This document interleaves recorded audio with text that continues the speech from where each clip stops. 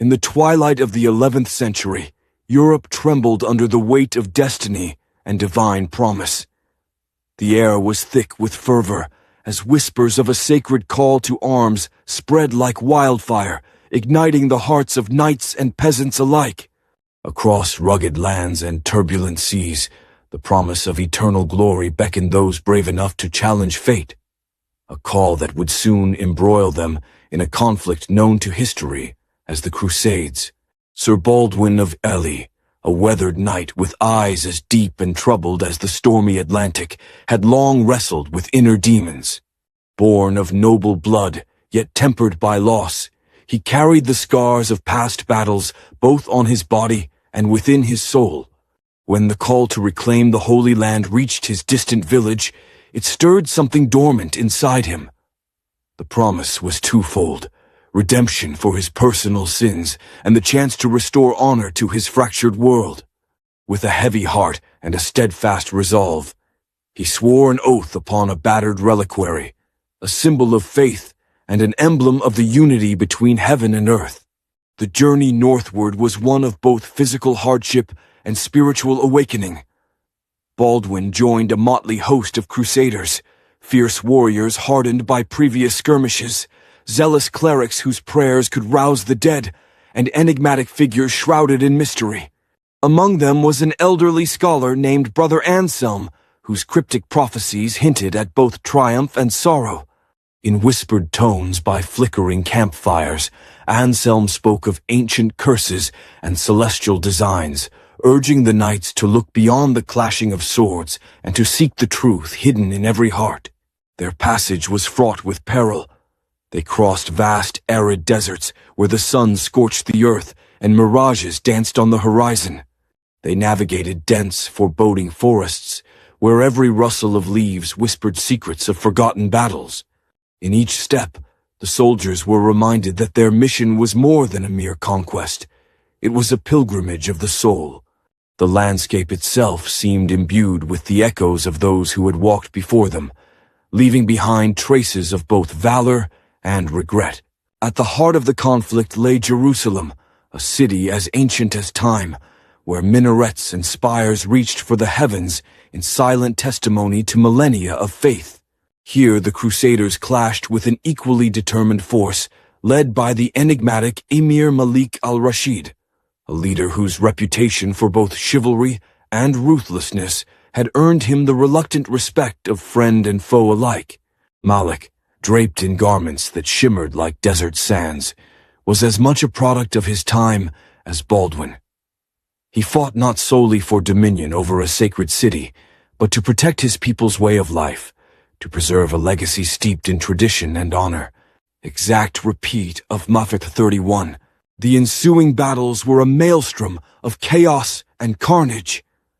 Steel met steel in a symphony of clashing blades, while cries of agony and defiance filled the air. Amid the chaos, Baldwin found himself thrust into the vortex of violence, a maelstrom where every decision carried the weight of destiny. Each charge into battle was a desperate gamble against death, and every fallen comrade a poignant reminder of the human cost of war. The ground was soaked with the blood of the brave, and the cries of the wounded blended with the distant tolling of church bells, as if the heavens themselves lamented the sorrow of man. Yet within the brutality of combat, moments of unexpected humanity emerged. On a fog-laden morning, as the armies regrouped near the ancient walls of Jerusalem, Baldwin encountered Malik on a narrow, blood-stained path. For a fleeting moment, time seemed to suspend. Two warriors bound by duty, yet separated by culture and conviction, exchanged a look of mutual recognition. In that silent communion, they understood that neither was wholly right nor entirely wrong. Both had been swept along by tides of fate, compelled to act by forces far greater than themselves. In Malik's eyes, Baldwin saw a mirror of his own inner struggle, a man tormented by the duality of honor and cruelty, hope and despair. As the siege of Jerusalem commenced, the city itself became a living tableau of history. Its ancient stones bore witness to millennia of faith and conflict, its narrow alleys echoing with prayers and laments. The Crusaders fought with an almost desperate intensity, their spirits fueled by visions of divine reward. Yet, with every enemy vanquished, the relentless specter of loss grew heavier.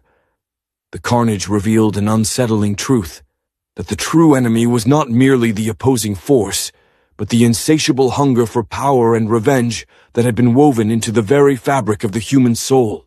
Night after night, as the moon cast its pale glow over blood-drenched battlements, Baldwin's heart grew heavy with the burden of survival. The relentless violence had begun to erode the fervor that had once propelled him forward. In the midst of the turmoil, he sought solace in quiet moments of introspection, his mind returning to the words of Brother Anselm. In every shadow of war, there lies a spark of truth. Seek it, and you may yet find light amid the darkness. It was a lesson that would prove indispensable as the crusade neared its climax.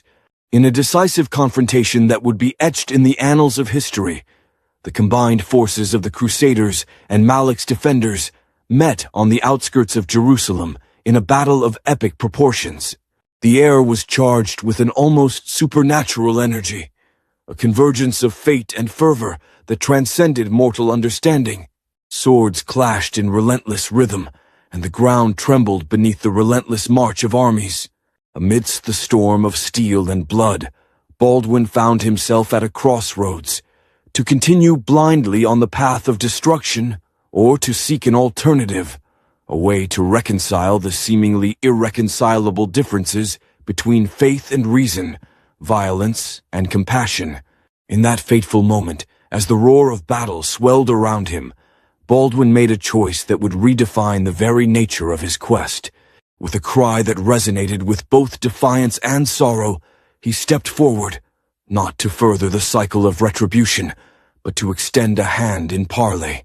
His bold act of compassion, though it brought him immediate peril, signified a turning point. The battlefield fell into a brief, stunned silence, as enemies regarded one another, not as faceless foes, but as kindred souls ensnared by the inexorable tide of destiny. The battle's end did not come with a clear victor, but with a shared understanding among the combatants that the true struggle lay not on the fields of Jerusalem, but within the hearts of those who had been molded by war. As the sun rose on a land forever scarred by the ravages of the Crusades, a profound truth emerged from the tumult, that the relentless pursuit of glory through violence only breeds further despair. The epic saga of the Holy War, with its relentless clashes, its bloodshed, and its heart-wrenching sacrifices, was a testament to the complex interplay of honor, duty, and the indomitable human spirit. The Crusaders, once driven by divine promise, had learned that true victory was not measured in the territory won or the enemies vanquished, but in the wisdom to recognize the value of peace and the inherent worth of every human life. In the echoes of history, the Crusades remind us that the pursuit of righteousness must never come at the cost of our shared humanity. The scars of war serve as eternal witnesses to the price of hatred and blind ambition. Let us learn from the past that compassion, understanding, and the courage to seek peace can forge a legacy far greater than the fleeting glory of conquest. Thank you for joining us on this journey through one of history's most tumultuous epics.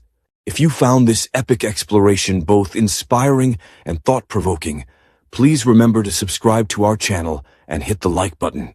Your support helps us continue to bring you deep dives into the rich tapestry of our collective past. Stay curious, stay compassionate, and until next time, keep seeking the light amid the shadows of history.